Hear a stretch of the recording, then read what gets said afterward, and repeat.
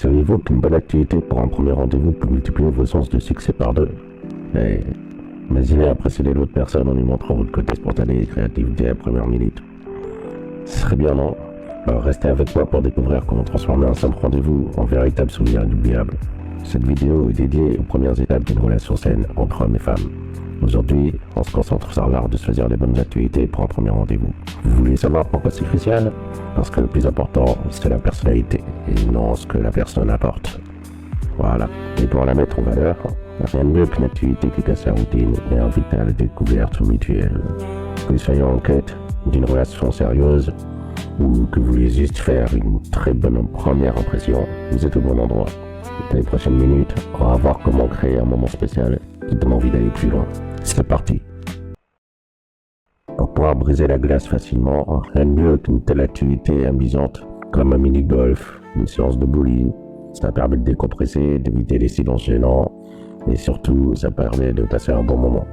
Toutefois, si vous avez rencontré la personne en ligne, je vous conseille de faire du 50-50, car vous ne la connaissez pas encore, c'est une inconnue. Partons du principe que si tu es capable de payer pour un inconnu, c'est que en soi, tu es capable de payer pour n'importe qui. Cela peut renvoyer une image de naïveté. On peut te prendre pour un pigeon.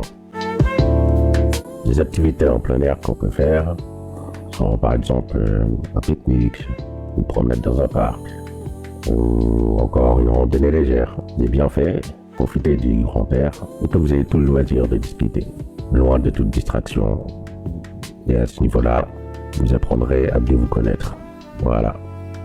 Mais évitez les lieux trop isolés. C'est pas bon. C'est pas forcément rassurant.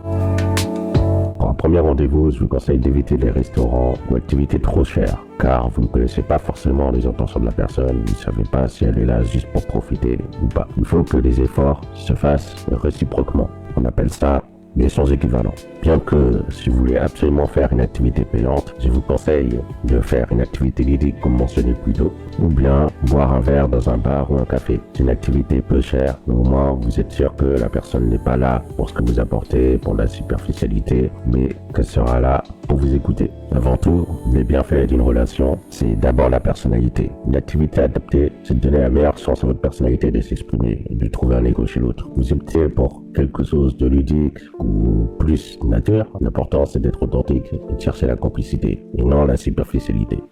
Si vous aimez ces conseils, n'oubliez pas de liker la vidéo et de vous abonner pour ne rien manquer.